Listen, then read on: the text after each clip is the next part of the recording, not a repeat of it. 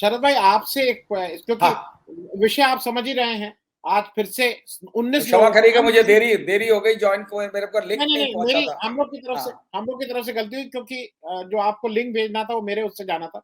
माफ़ कीजिएगा मैं वो थोड़ा नहीं, कोई बात नहीं, बात आई। तो शरद भाई मैं बहुत स्पेसिफिक सा क्योंकि मैंने एक डिटेल बता दिया, पुरानी पार्लियामेंट्स में कितनी बार सस्पेंशन हुआ था।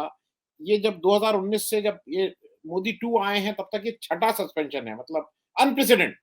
तो अभी ढाई 3 साल पूरे हुए हैं, 6 बार सस्पेंशन की कार्रवाई हो चुकी है। मैं आपसे एक दूसरी चीज़ पूछ रहा हूँ। आज मैं कहीं बात कर रहा था एक और उसमें डॉक्टर अंबेडकर को कोट किया गया था ठीक से। उन्होंने कहा था डॉक्टर अंबेडकर का ये कॉन्स्टिट्यूएंट असेंबली में भाषण है कि पार्लियामेंट बिलॉन्ग्स टू ऑपोजिशन। वो बार-बार कहते थे। अब उन्होंने कहा था कि opposition will hold government to account. ये ज़रूरत है। ये जो पार्लियामेंट का स्पेस है ये ऑपोजिशन का स्पेस है। अब उसी को हमारे जो इस समय के जो प्रेजेंट डिस्पेंसेशन है जो वो सरकार है, ये इसमें अच्छा मानती है कि हम 19-19 लोगों को आप सस्पेंड कैसे कर सकते हैं और वो भी इसलिए कि प्लेकार्ड लेके आ गए, ये लेके आ गए। फ्लिम्सी ग्राउंड लगता है कि हमने सुबह कह दिया था कि लेके मत आइएगा। ये कोई स्कूल थोड़ी चल रहा है भई। तो इसमें शरद भाई आपको हम जो बेसिक कारण है कि सरकार बिल्कुल ही बात नहीं करना चाहती किसी भी चीज़ पे। शरद भाई। बिल्कुल देखिए, आपने बहुत सही कहा, लेकिन जो आपने शुरू में कहा कि ऐसी पहली बार ऐसा हो रहा है, तो अभी तो ये आप शुरुआत है, आप क्या-क्या चीज़ पहली बार देखेंगे, वो समय अभी थोड़े अगले 1.5 साल में आपको और देखने को मिलेगा, और 2 साल के बाद शायद बहुत ज़्यादा देखने को मिलेगा। क्योंकि जो चीज़ें अनप्रेसिडेंटेड हैं, आपने ज़िक्र किया अंबेडकर साहब का। अंबेडकर साहब बहुत ज्ञानी, बहुत ही उनके बराबर उनका कोई पैरेलल नहीं है। लेकिन आज की डेट में जिस तरीके से बेसिक मूल्य, फंडामेंटल वैल्यूज डेमोक्रेसी की दफन कर दी गई हैं, तो ऐसे में आप कहाँ से उम्मीद कर सकते हैं कि अंबेडकर द्वारा बताई गई जो वैल्यूज हैं, जो वैल्यू सिस्टम्स उन्होंने ले डाउन करे थे, उनको फॉलो किया जाएगा। उस कहने के लिए है, वो सिर्फ अंबेडकर का नाम लिया जाता है पॉलिटिकल वोट अट्रैक्ट करने के लिए, और उसके बियॉन्ड नहीं। उनके द्वारा जो जो आप देख लीजिए, जिस तरह से धीमे धीमे ओवर द इयर्स क्रश होती रही हैं, आज की डेट में कंप्लीटली क्रश्ड है। और ये मानना कि आज के डिस्पेंसेशन से उम्मीद करना कि कोई डेमोक्रेटिक वैल्यूज को अपहोल्ड करेगा, मेरा ख्याल ये हमारी आपकी नादानी है। क्योंकि जो हालत पैदा हो गई है, उसमें कोई स्कोप नहीं है। ये सिर्फ एक अमली जामा है लोकतंत्र का, वरना जिस तरह का डेस्पोटिक रूल है और वन मैन राज है, वो शायद हम लोगों ने इतिहास में और देशों में देखा है और हुआ है। और दुर्भाग्य ये है कि इसके लिए खाली ये जिम्मेदार नहीं है, हमारा जो विपक्ष है वो भी जिम्मेदार है। बिकॉज विपक्ष ने, जो अंबेडकर ने कंसीव किया था रोल विपक्ष का कि parliament is for the opposition, वो चीज आई थिंक आज की डेट में ऑलमोस्ट एक्सटिंक्शन पे है। क्योंकि विपक्ष ने कितनी बार अपने पैर पे कुल्हाड़ी मार करके अपने आप को खुद सुसाइड के रास्ते पे रख लिया है। जो कि ठीक है, बहुत से कोई एफर्ट नहीं है। सबसे ज्यादा इसके लिए जिम्मेदार है कांग्रेस पार्टी खुद। क्योंकि कांग्रेस पार्टी ने जिस तरीके से अपने आप को किल किया है, अपने अंदर की डेमोक्रेटिक वैल्यूज को खत्म किया है, उनके यहाँ का खुद का आप देखिए इंटरनल डेमोक्रेसी जीरो हो चुकी है। और सब देख रहे हैं और उसको क्रम्बल होते हुए देख रहे हैं। कांग्रेस पार्टी की बड़ी सख्त जरूरत थी इस देश में लोकतंत्र के लिए ऐसे माहौल में। लेकिन कांग्रेस से उम्मीद बड़ी, अब वो इसी उम्मीद में है कि शायद ऊपर वाला उनकी झोली में कुछ डाल देगा तो हो जाएगा, एफर्ट कोई नहीं। बाकी जो स्टेट लेवल ऑपोजिशन पार्टीज हैं, एक के बाद एक को डेसिमेट किया जा रहा है बड़ी सिस्टमैटिकली। आप देख लीजिए 24 से पहले जो मुझे दिखता है, प्रधानमंत्री नरेंद्र मोदी का तो ऑब्जेक्टिव्स बड़ा क्लियर दिखता है कि विपक्ष मुक्त भारत। बात तो कांग्रेस मुक्त की करते थे और उसमें जरूरत नहीं पड़ी उनको मुक्त करने के लिए, कांग्रेस ने अपने आप को खुद ही मुक्त कर लिया। और बाकी पार्टियां भी धीमे धीमे साफ होती जा रही हैं। तो ऐसी स्टेट में वो जो एक कहा जाता है ना एब्सोल्यूट पावर, वो स्टेट जब आ गई है और उसमें सत्ता का मद इतना ज्यादा होता है, जब आप सोचने लगते हैं कि जो भी बैठा होता है पावर में वो सोचता है कि मैं तो भगवान हूं, वो स्टेट आ गई है। तो ऐसी उसमें उम्मीद बहुत, मैं बड़ा ऑप्टिमिस्ट हूं और मैं बिलीव करता हूं कि चीजें सुधरेंगी। मुझे लगता है कहीं ना कहीं से जो किरण जागेगी उम्मीद की, वो अब बीजेपी के अंदर से ही मुमकिन है, जो धीमे धीमे दिखने लगा है। आपने देखा होगा अभी गडकरी, नितिन गडकरी के कुछ स्टेटमेंट आए। राजनाथ जी के स्टेटमेंट पे तो मैं नहीं इतना जाता हूं, क्योंकि वो उस टाइप के अग्रेसिव तरह के नेता नहीं है। वो लड़ने भिड़ने वाले, असर्ट करने वाले कभी नहीं रहे हैं वो। तो उनके लिए तो ऐसा लगता है कि वो मोदी जी और अमित शाह उनको वैसे ही मार्गदर्शक मंडल दिखला देंगे। इस चुनाव तक उनकी एज भी वो हो जाएगी, क्योंकि वो रूल जो बनाया गया है वो औरों के लिए है, मोदी जी के लिए नहीं है। जो बनाने वाले रूल ऐसे ही होते हैं, दूसरों के लिए होते हैं। तो बहरहाल, तो दूसरा, जहां तक गडकरी जी का सवाल है, उन्होंने जिस तरीके की बातें कही हैं, कई बार कह चुके हैं, ऐसा नहीं है। उनकी उनका जो कनेक्शन है आरएसएस में, जो उनका होल्ड है, मुझे लगता है कहीं ना कहीं वहां पे भी सुखबुगाहट शुरू हो चुकी है। क्योंकि अदरवाइज वो इतने जोर से आज की डेट में ये बात नहीं कहते जो उन्होंने हाल में किसी प्रोग्राम में कही है, नागपुर में ही कही है। और और उससे ये दिखता है कि, मुझे यही मैंने कहा कि उम्मीद की किरण इसलिए जागती है कि जब जब इस तरीके का इतिहास में हुआ है, तो वॉइस ऑफ डिसेंट अंदर से ही उठती है। यही एक सिल्वर लाइनिंग है। जी। शरद भाई, और उसमें मैं ऐड कर दूं, कल वो नागपुर में गणेश गांधी जी का कार्यक्रम था, उनका अमृत महोत्सव था, और मैं उसमें उसी वो का बोल जिक्र रहे थे। कर रहा मैं हाँ उसी का हाँ, जिक्र कर उसी रहा का। था। हाँ, जी जी बता जी, दीजिए पूरा। हाँ। और उसमें सबसे बड़ी बात मैं गडकरी जी की, इसलिए भी मैं कई बार इस मंच से बोल चुका हूं कि बीजेपी के अकेले लीडर वहां पे, जिनके यहाँ अगर कोई चला जाए तो मिल लेते हैं, उनसे मिलना असंभव नहीं है। दूसरा, वहां पे सुशील शिंदे भी उस कार्यक्रम में आए थे।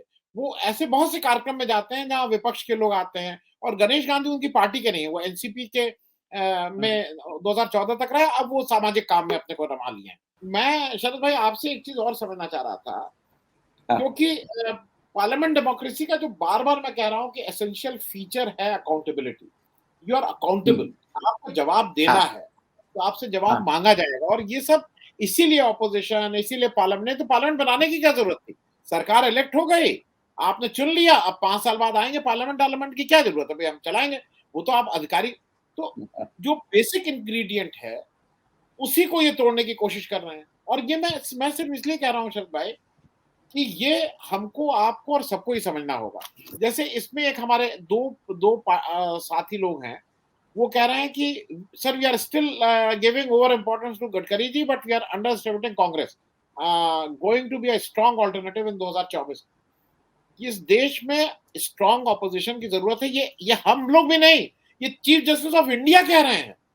ये उनका कहना है कि भाई ऑपोजिशन का स्पेस श्रिंक हो रहा है, ये there is should be a space. Sharad भाई, जो सबसे बड़ा इसमें जो खतरा समझ में आता है कि बेसिक लोकतंत्र को कहीं क्या नजर आ रहा है, कि अगर आप आवाज नहीं होने देंगे, बात नहीं होने देंगे, तो कहीं ना कहीं ये दिक्कत आ रही है शरद सॉरी, ये म्यूट है शायद। भाई। नहीं नहीं, आप अनम्यूट हो गए, अब यार अब म्यूट हो गया। मैं, ये जो है ना, ये बातें सुनने में बड़ी अच्छी लगती हैं। जब चीफ जस्टिस ऑफ इंडिया कहते हैं तो बहुत अच्छा लगता है, और अच्छी हेडलाइंस भी बनती हैं। बट आप उसी के बाद देखते हैं कि अब हर चीज सब्जेक्टिव हो गई है। चीफ जस्टिस ऑफ इंडिया बहुत ही सम्मान्य व्यक्ति हैं, पोजीशन के तौर पे भी नहीं, वैसे भी उनके हर बात में बड़ा मीनिंग होता है, बड़ा दम होता है, और कंसर्न दिखता है। लेकिन लेकिन उसकी कितनी परवाह की जाती है डिस्पेंसेशन द्वारा, रूलिंग डिस्पेंसेशन द्वारा, ये भी हम सब देखते हैं। और फिर हम देखते हैं कि उसी सुप्रीम कोर्ट के दूसरे जजेस का क्या रुख होता है। सिचुएशन इस तरीके की होती जा रही है इस देश में कि हर इंस्टीट्यूशन पे एक व्यक्ति और उसकी व्यक्तिगत विचारधारा और उसका वर्चस्व कायम हो रहा है। और वो हम देख रहे हैं हर इंस्टीट्यूशन में। और वो बिल्कुल उसी तरीके की, जैसा मैंने कहा कि इतिहास में कई देशों में इस तरीके के लोग हुए हैं जो सिर्फ अपने स्वयं अकेले के नाम पे उन्होंने शासन किया, उन्होंने राज किया। शासन तो नहीं कहूंगा मैं, राज किया उन्होंने। और वही स्थिति यहाँ उत्पन्न की जा रही है और काफी हद तक उसमें उन्हें कामयाबी मिल चुकी है। उसकी वजह जो मैं अभी कह रहा था कि साहब वो don't under estimate the Congress वाली जो आपने बात कही है, हम बिल्कुल अंडर एस्टिमेट नहीं कर रहे हैं, लेकिन बिना एफर्ट किए तो ऊपर से कुछ गिरेगा नहीं, भगवान आपके झोली में डाल नहीं देगा। कांग्रेस का सबसे बड़ा दोष इसलिए है, इसलिए मैं मानता हूं कि कांग्रेस से ही उम्मीद थी कि वो कुछ जंजाल से निकालने में, लेकिन उसकी तरफ से 0% एफर्ट नहीं है। तो ये सोचना अब ये अपने आप कोई जादू हो जाए, जिसकी उम्मीद में है कांग्रेस कि पब्लिक अपने आप एक इस तरीके का माहौल क्रिएट करे, मुझे नहीं दिखता। क्योंकि जिस तरीके का माहौल देश में क्रिएट कर दिया गया है, इतना कम्युनल डिवाइड करके एक अपना और एक कल्ट क्रिएट कर दिया गया। देखिए आज की डेट में कल्ट है। आप किसी से कहिए कि देश में महंगाई इतनी बढ़ गई है, अगला मालूम है क्या कहता है? कहता है इसमें मोदी जी की क्या गलती है? आपने मोदी का नाम नहीं लिया, आपने सिर्फ कहा देश में महंगाई है। इसे कहते हैं कि, और जब आदमी ऐसी स्टेज में आ जाए देश कि एक कल्ट क्रिएट हो जाए, तो बहुत बड़ी खतरे की घंटी भी है हमारे आपके जैसे लोगों के लिए, लेकिन उस व्यक्ति के लिए बहुत जबरदस्त सक्सेस है। तो अभी तो आप देखिए, देखते जाइए होगा क्या। ये जो 30 ट्रिलियन इकोनॉमी की बात की जा रही है, इसमें भी मैं कुछ बताना चाहूंगा आपको जी। इसी को देखते हुए। जब शुरू में 5 ट्रिलियन डॉलर इकोनॉमी की बात करी थी नरेंद्र मोदी ने, इस फेज में लाने की 24 तक के लिए 5 ट्रिलियन इकोनॉमी की बात करी थी, तो फौरन हमारे उत्तर प्रदेश के मुख्यमंत्री ने कहा कि 1 ट्रिलियन इकोनॉमी हम, तो भाई अब देश में अगर 5 है तो उसका 1/5 हिस्सा तो हमारा होना ही चाहिए। कहने में क्या जाता। मैंने 3 दिन पहले एक शो किया था, उसमें 2 बड़े अच्छे इकोनॉमिस्ट से बात कर रहा था मैं, और उनसे मैंने पूछा कि भाई ये कहाँ तक मुमकिन है, जहां तक यूपी का, मैं एक उदाहरण खाली यूपी का इसलिए दे रहा हूं क्योंकि उससे आप उसको कर सकते हैं, देश के कॉन्टेक्स्ट में समझ सकते हैं। उन्होंने बोला कि देखिए आज की डेट में यूपी की इकोनॉमी 220 बिलियन डॉलर पे है, यानी कि 1/4 से कम। बोले कोई दुनिया की मैकेनिज्म नहीं है कि अगले 4 साढ़े 4 साल में आप उसको 4.5 टाइम्स बढ़ा दें। वो तब पॉसिबल है जब 20% ग्रोथ हो, और 20% ग्रोथ तो सपने में हो सकती है, रियल ग्राउंड पे नहीं। 4% की ग्रोथ है यहाँ पे, तो वही सपना है वहां का। और उसके बाद जब आपके पास देखिए मीडिया जब कंट्रोल में होता है ना, इसीलिए बड़ी स्ट्रेटेजिकली चले हैं वो, जो कि ऑपोजिशन देखता रहा, कुछ नहीं किया उसने। उन्होंने सबसे पहले मीडिया पे कंट्रोल स्थापित किया। मेन स्ट्रीम मीडिया आज कंप्लीटली उनके कंट्रोल में है। वो वही कहता है जो पीएमओ में एक बैठे हुए अधिकारी हैं, जो वो डायरेक्ट करते हैं। आप देख लीजिए नैरेटिव वहां से बिल्ड होता है। ऐसे ही इतिहास में हुआ है कई देशों में कि पहले डिसाइड होता था कल क्या छपेगा, वो एक जगह से डिसाइड होता था। वही आज हो रहा है। हम और आप बैठ करके सोशल मीडिया पे बोलते हैं, अच्छा है, लगता है, कुछ लोग सुनते हैं, साफ बात सच, आज कम से कम सच तो आता है, कहीं ना कहीं है। यही एक किरण है होप की, the only ray of hope. वरना जो स्थिति है, ये थियोरेटिकल पार्ट पे बस जो हम लोग बातें करते हैं वो बड़ी अच्छी लगती हैं, but ground reality is far different, and we are heading in a direction which is very very dangerous for the country, for the democracy. और हम उससे कैसे निपट पाएंगे, मुझे आज की डेट में, सिर्फ क्योंकि मैं ऑप्टिमिस्ट हूं, मुझे लगता है कि कहीं ना कहीं से, और बार बार मैं इस बात को दोहराऊंगा कि उसकी रे ऑफ होप अंदर से ही जागेगी, क्योंकि अंदर भी एक घुटन शुरू हो जाती है जब बहुत ज्यादा इस तरीके का केंद्रित हो जाता है, पावर सेंटर एक जगह बन जाता है। हाँ भी, बाकी चीजों पे तो बोलने की जरूरत नहीं है। मिस्टर एजे सिंह ने बहुत अच्छी तरीके से चीजें बताई हैं, और इकोनॉमी के बारे में, और हमारे देश के जो बड़े बड़े जो जो खास उद्योगपति, बड़े बड़े तो बहुत से हैं, जो खास उद्योगपति हैं, जो देश को चलाने में उनका बहुत ज्यादा रोल है, और उनको चलाने में देश के की जो सत्ताधारी लोग हैं, पार्टी भी नहीं कहूंगा मैं, वो लगे हुए। जी। शरद भाई, एक चीज़ मुझे एक एक छोटा-सा प्रश्न है, क्योंकि इससे रिलेटेड है। जब पार्लियामेंट चल रही है, मैं इसलिए इसको पूछ रहा हूँ कि मेरे मन में ये प्रश्न था। भाई, देश की सबसे बड़ी पंचायत है लोकसभा, बहुत प्रिविलेजेस हैं और पूरा हम्म, देश जब लोकसभा चलती है तो देखता है। मैं आपसे इसलिए ये प्रश्न पूछ रहा हूँ, अ अ, कांग्रेस की राष्ट्रीय अध्यक्ष हैं इस समय सोनिया गांधी।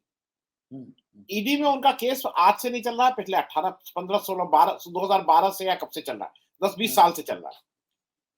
मैं आपसे ये पूछ रहा हूँ कि ठीक है, उनको बुला के उनकी जो भी कार्रवाई की जा रही है, उनसे पूछताछ की जा रही है। आपको ये अजीब सा नहीं लगता कि जब लोकसभा चल रही है, उस समय क्या ईडी एक एक मतलब बीजेपी के बाद जो विपक्ष की सबसे बड़ी पार्टी है, उसके अध्यक्ष को बुला के लोकसभा के दौरान आप पूछताछ कर रहे हैं? अरे भाई, लोकसभा से बाद में कर लेते या पहले कर लेते। अगर आपने पिछले देखिए, 12, मैं आ, पूछना ये भी समझना चाहता हूँ। आनंद जी, मुझे ताज्जुब ये होता है कि आपको इन चीजों से ताज्जुब क्यों होता है। आज की डेट में आपको ऐसी चीजों पे, अरे जब ईडी और सीबीआई का काम हो गया है, जैसे किसी ने बड़े अच्छे तरीके से कहा, चाहे वो हंसी में कहा कि अब वो उसके हेडक्वार्टर हो गया है बीजेपी हेडक्वार्टर में, उसका ऑफिस वहां शिफ्ट हो गया है। तो डायरेक्शन जब वहां से, अब जब इतनी खुल के हो गया है, मतलब ये तो एक लोकल लेवल पे लोगों के बीच में झगड़ा होता है, तो बोलता है ना कि आओ आओ मेरे उस तरफ आना, अभी हम बताते हैं, अपने 4 आदमी लेके आ रहे हैं।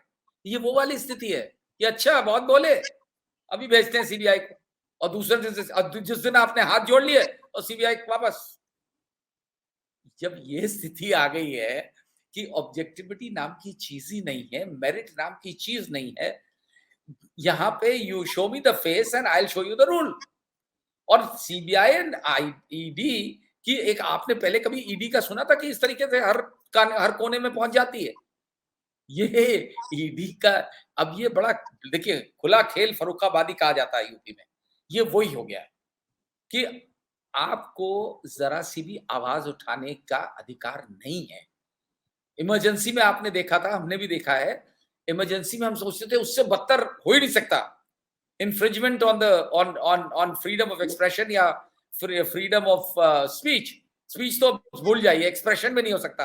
काला झंडा दिखा देने पे अगर आपको सजा हो सकती है, आप जेल में, यूपी में बहुत होता है, काला झंडा आपने बोल दिया मुंह से, अगर कहीं बोल दिया, वो हम और आप बोल रहे हैं, कल कोई पता नहीं ठिकाना नहीं, हम उठा के बंद कर दिए जाए। ये आप तो हम काला सुबह स्वेटर पहन के आ गए। अरे, काली शर्ट पहन के आ गए, माफ कीजिएगा, चल, काली हाँ, शर्ट पहन के आ हाँ, गए आप। हाँ, हाँ, अभी अभी गर्मी बहुत है, इसलिए ठंड की अभी नौबत नहीं आई है। लेकिन ये बिल्कुल। देखिए, जब ये स्थिति आ गई है, तो इसमें उम्मीद करना कि कोई भी नॉर्म्स फॉलो किए जाएंगे, ठीक है, कोई गलत काम कर रहा है, आप उसके खिलाफ करिए कार्रवाई, लेकिन गलत, अब आनंद वर्धन जी कर रहे हैं गलत काम, तो बहुत गलत है। शरद प्रधान लूट रहे हैं, तो कोई बात नहीं, क्योंकि शरद प्रधान हमारे चहेते हैं। तो ये जब स्टैंडर्ड हो जाएगा खुलेआम, तो वो सोनिया गांधी को नहीं टारगेट करेंगे तो क्या अमित शाह को करेंगे कि उनके बेटे की दौलत 1600 टाइम्स बढ़ गई। तो ये तो बना ही है एजेंसी इसलिए कि आज, हालांकि लोग इसमें ये भूल जाते हैं कि भाई कभी ना कभी तो चेंज होगा। उस स्थिति में मैं ये सोचता हूं कि जब दूसरी कोई नौबत आई कभी ऐसा, हम लोग क्या और आपके लाइफ टाइम में शायद आ जाए, तो तब वो इससे भी बदतर वो कहेंगे ये बड़ा अच्छा तरीका है, इसी को चलाना चाहिए, ये है दुर्भाग्य। तो इसमें जी। एक्सपेक्ट करना कि वो सोनिया गांधी के साथ कोई मुरब्बत करेंगे, और केस ही जिस तरीके का बनाया गया नेशनल हेल्थ, उन्हें और कुछ नहीं मिला, तो नेशनल हेल्थ जो उनकी फैमिली का एक तरीके से पूरा इंस्टीट्यूशन रहा है, नेहरू ने क्रिएट किया, ना मैंने नेशनल हेल्थ में वर्क भी किया है, और मैं वहाँ ट्रेड यूनियन लीडर भी रहा हूँ, तो मुझे मालूम है वहाँ की जो कंडीशंस थी, और किस तरीके से, मतलब एक जमाना था वहाँ सैलरीज लोगों को नहीं मिलती, ये नहीं होती थी, बहरहाल जिस तरीके से उन्होंने किया, उसमें भी कहीं पे भी उस तरीके का घपला नहीं दिखता है। जिस तरह अभी हम लोगों ने कई लोगों का जिक्र किया, कितनी दौलत कितनी मल्टीप्लाई हो गई, उसमें कोई गड़बड़ नहीं है।